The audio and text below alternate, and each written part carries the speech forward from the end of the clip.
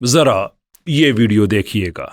किसी भी फिलॉसफी, किसी भी इज्म, किसी भी रिलीजन, किसी भी थ्योरी, किसी भी आइडियोलॉजी की ताकत को आपने जज करना है ना, उसका बड़ा जबरदस्त लिटमस टेस्ट है। जिस सोसाइटी ने उस रिलीजन को, उस आइडियोलॉजी को, उस थ्योरी को अपनाया, आपने सोसाइटी को जज करना होता है। अस्सलाम वालेकुम, मैं हूं कैसर अहमद राजा। उम्मीद है आपकी तबीयत बिल्कुल ठीक होगी। शाहरुख साहब पे ये हमारी दूसरी वीडियो है।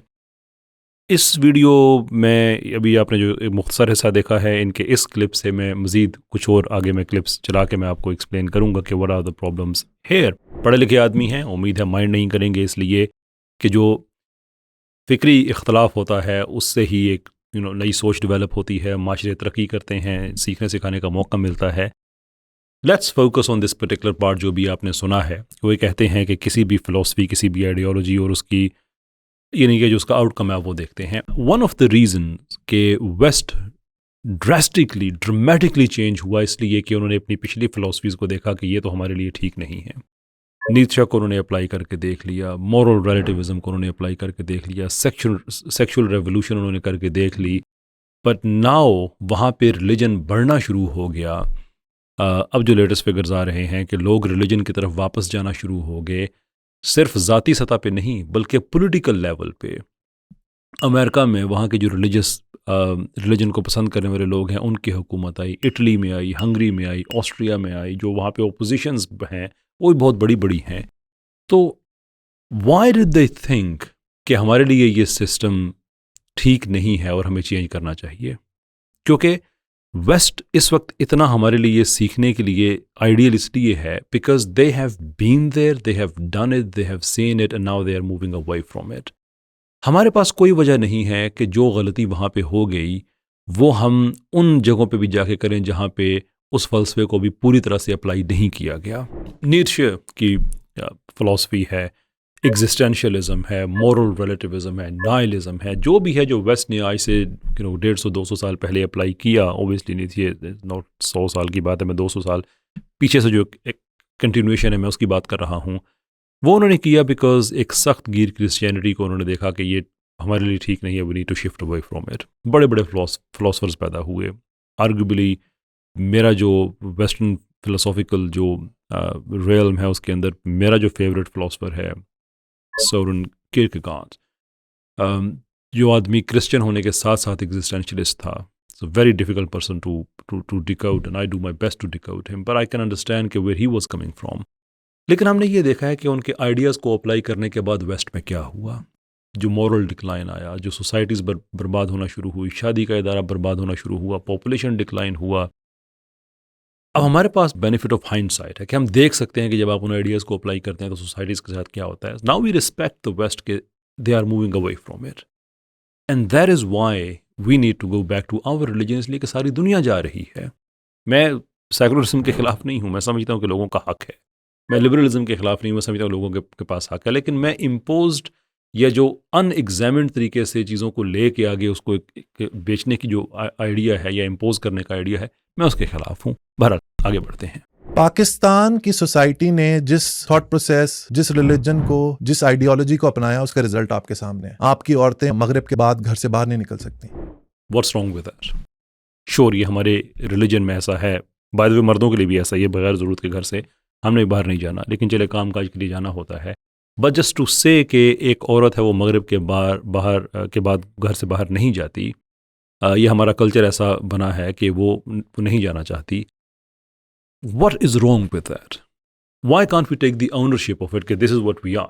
क्या हम सिर्फ ये देखेंगे कि किसी और मुल्क में औरत बाहर से जाती है एंड द फैक्ट कि वो डिफरेंट है इसलिए वो ऑटोमेटिकली हमसे बेहतर हो गए हैं? लेकिन आपने एक रैशनल केस देना है ना कि उसका मगरिब से बाहर ना जाने से क्या नुकसान क्या हो रहा है, या उसका बाहर जाना क्यों ज़रूरी है, या मेरा फॉर एग्जांपल बाहर जाना क्यों ज़रूरी है। सिर्फ हम ये तो नहीं कह सकते कि वो बाहर नहीं जा सकती देयरफॉर वो गलती होगा। Again we need to dig deeper and explain what's wrong with that. Karachi में हम लोग मोबाइल कान पे लगा के बात नहीं कर सकते। इसका इस्लाम से क्या ताल्लुक है?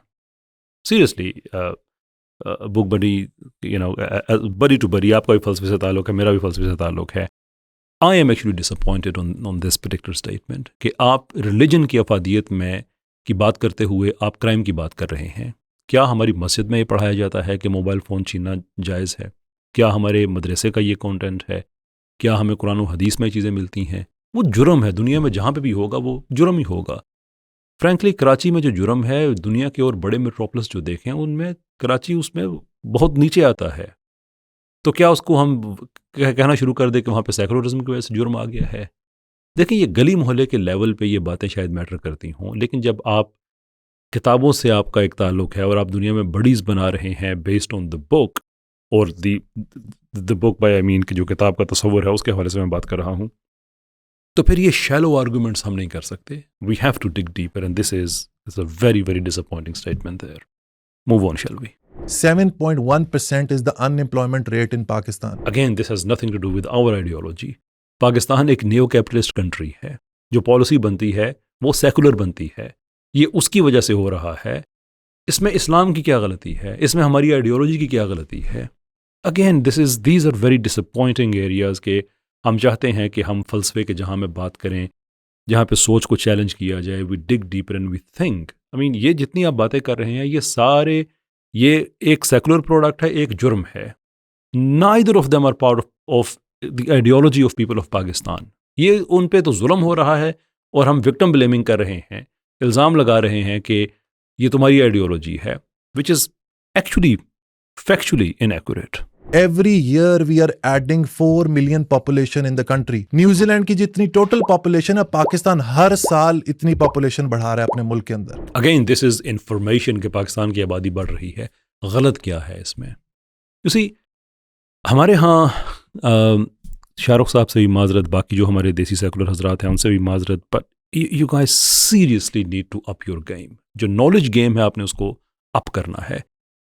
हम दुनिया से 2-3 जनरेशन्स पीछे नहीं रह सकते।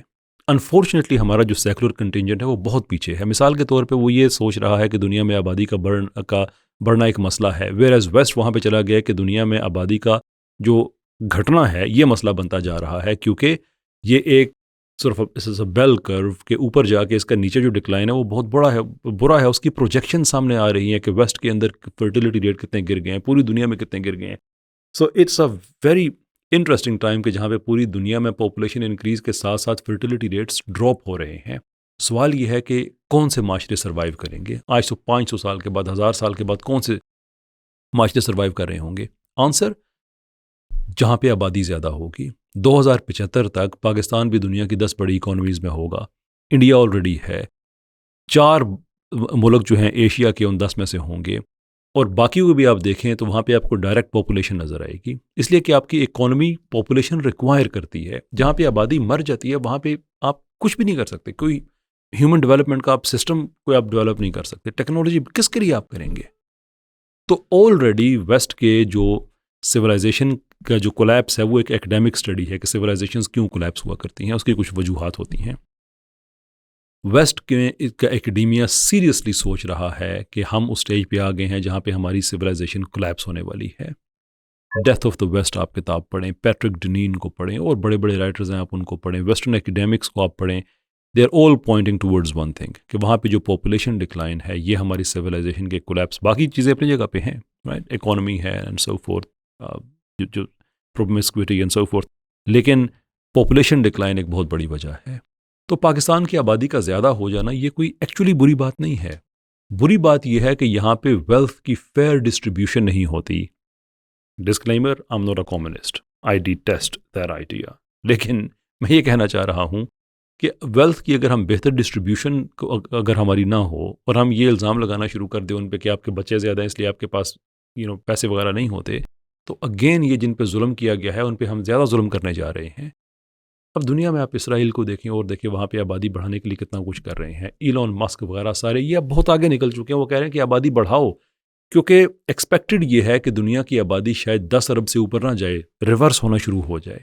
उस वक्त वो लोग मैटर करेंगे जिनकी आबादियाँ ज़्यादा होंगी for the reasons I have mentioned. Someone needs to take this initiative. यार थोड़ा सा कौम साजी की जाए, इंसान साजी की जाए, जहन साजी की जाए, लोगों को बताया जाए कि यार जिस मुआशरे में लोग एक जैसा सोचते हैं वो मुआशरा कभी भी ग्रो नहीं करता। Wrong sir, I am very sorry to put it this way, you are wrong on this Shahrukh भाई। इसलिए कि कंसिस्टेंसी के लिए आपको एक तरह से सोचना ज़रूरी है। ये हो सकता है कि जो अब मंजिल आपने बनाई है उसके अंदर वेरिएशन ये आ सकती है कि इस तरह से हम जाएं या इस तरह से जाएं, लेकिन सोच वही होगी, अप्रोच में चेंज हो सकता है। एक कैपिटलिस्ट सोसाइटी अगर एक ही वक्त में कम्युनिस्ट बनने की कोशिश करे, एक ही वक्त में वो प्रॉपर इस्लामिक बनने की कोशिश करे, वो कभी तरक्की नहीं करेगी। तो आप ये देख लें कि वहाँ पे रिपब्लिकन्स हैं, वहाँ पे अमेरिका भी मैं बात कर रहा हूँ, उनके सियासी मुखालिफ हैं, बट वो रिपब्लिकन हों, वो डेमोक्रेट्स हों, वो जो भी हों, वो सोच उनकी एक ही है। अप्रोच में फ़र्क हो सकता है, how do we approach the solution, लेकिन सोल्यूशन सबके पास एक ही है। सोवियत्स के पास एक ही था। ये तो गारंटी है कि अगर आपने तरक्की करनी है तो आपने एक तरह की सोच रखनी है। अनफॉर्चुनेटली पाकिस्तान में ये होता है कि हमें एक तरह की सोच रख नहीं सकते। मरना हमने मदीना में होता है, ज़िंदगी हमने सारी लिबरल या सेकुलर गुजारनी होती है। और ये मैं आम पाकिस्तानी की बात नहीं कर रहा, मैं एक सर्टन क्लास जो पाकिस्तान को रूल करना चाहती है या फिक्री तौर पर रूल करना चाह रही है, ये उनका प्रॉब्लम है। I think we are wrong in that. बाकी एक तरह से सोचना कोई बुरी बात नहीं है, in fact it's a good idea. इससे पहले आपने जो बात कही थी, इसी जो क्लिप अभी हमने चलाया है कि सोच साजी करनी है, वो सारा कुछ करना है। भाई सोच साजी की जो इंसान साजी करनी है, सोच साजी करनी है, कौम साजी करनी है, उसकी कोई बुनियाद होगी ना। तो पाकिस्तान की बुनियाद तो दो कौमी नज़रिए पे खड़ी हुई है, उसी पे हम कर सकते हैं, और कोई ऑप्शन नहीं है पाकिस्तान के पास, लिटरली कोई ऑप्शन नहीं है। ये बिल्कुल ऐसे ही है कि आप यूके से कहें कि आप अपनी आइडियोलॉजी को छोड़ के कुछ और बनने की कोशिश करें, नहीं बन सकते भाई। कौमें अपनी ज़ुबान नहीं छोड़ती हैं जो कामयाब होती हैं। आप फ्रांस को देख लें, जापान को देख लें, और दुनिया के देख लें, they don't get confused in with ideas. Ideas को फ्यूज़ टुगेदर करना एक और चीज़ है, लेकिन आइडियाज़ में कन्फ्यूज़ हो जाना ये एक और डिफरेंट चीज़ है। इसलिए हमने अगर वो कौम साजी करनी है तो पाकिस्तान के लिए इस्लाम के अलावा और कोई ऑप्शन नहीं है। हाँ, आपको इस्लामिक सिस्टम का नहीं पता है, वो एक और चीज़ है। I would urge you to learn and see how that amazes you. तो मैं चाहता हूं कि पाकिस्तान के अंदर डाइवर्स ओपिनियंस पैदा हो। अगर किसी को फलसफा पसंद है, किसी को नीचे का गॉड पसंद है, सो बी इट। किसी ने गजाली को पढ़ना है, so be it. Eventually win कौन करेगा? जिसके फलसफे में ताकत होगी। This part I agree with you, but seemingly you are disagreeing with yourself, क्योंकि अगर डाइवर्सिटी होगी तो फिर आप जो पहले कह रहे थे जहाँ पे सारे एक तरह से सोचते हैं वो ठीक नहीं है। I am not entirely sure how to put these two things together. बहरहाल आपकी बात दुरुस्त है कि डाइवर्सिटी होनी चाहिए। मैं समझता हूँ कि हमें दुनिया में जो बाकी सिस्टम्स हैं वो पढ़ने चाहिए, श्योर। लेकिन क्या ये जुल्म नहीं है कि पाकिस्तान में इस्लाम को एज अ सिस्टम नहीं पढ़ाया जाता? तो आइदर भी डिनाई कि इस्लाम का कोई सिस्टम है, उसका एक रैशनल केस प्रेजेंट करना होगा, और भी एक्सेप्ट द फैक्ट कि हमारे पास एक इस्लामिक सिस्टम है, तो कम से कम लोगों को पढ़ा तो लेने दिए जाए। हम मार्क्सिज्म यूनिवर्सिटीज़ में पढ़ा देते हैं, कैपिटलिज्म पढ़ा देते हैं, लेकिन इस्लामिक इकोनॉमी नहीं पढ़ाते। जब पॉलिटिकल थ्योरी की बात आती है तो हम इंटरनेशनल यानी जो सिस्टम्स हैं वो पढ़ाते हैं, लेकिन जो इस्लामिक पॉलिटिकल थ्योरी है वो हम नहीं पढ़ाते हैं। हम ह्यूमन राइट्स की बात करते हैं तो अमेरिका का दिया हुआ ह्यूमन राइट्स, एक्चुअली यूके का दिया हुआ, जो बाद में अमेरिका ने बड़ा उसको ग्लोरीफाई किया, वो पढ़ाते हैं। जो इस्लाम का अपना ह्यूमन राइट्स का मॉडल है वो नहीं पढ़ाते। तो मैं कहता हूँ भाई, I agree with the idea कि सब कुछ पढ़ाना चाहिए, ऐसे ही सोचो में वो सब पैदा होती है, लेकिन उसके अंदर इस्लाम भी होना चाहिए। You can not take Islam away from the education system और आप कहें कि अब डाइवर्सिटी हम लेके आते हैं। What kind of diversity would that be? खैर, ख़त्म करते हैं सिलसिले को यहाँ पे। इंशाल्लाह ये सिलसिला जारी रहेगा। ये भी एक बहस का तरीका है जो कि बड़ी कंस्ट्रक्टिव चीज़ होती है सोच के डेवलपमेंट के लिए। आई होप कभी हम सारे किसी एक जगह पे बैठे हुए होंगे, पाकिस्तान के लेफ़्ट, पाकिस्तान का लिबरल्स, पाकिस्तान के जो रवायती नज़रियाती लोग हैं, हम जैसे किसी एक जगह पे बैठेंगे और इन आइडियाज़ को खुल के डिस्कस करेंगे over a cup of tea. I hope उस तरह का पाकिस्तान मैं एनविज़िज करता हूँ। I think that's where the real progress lies. But for now, अल्लाह हाफिज़।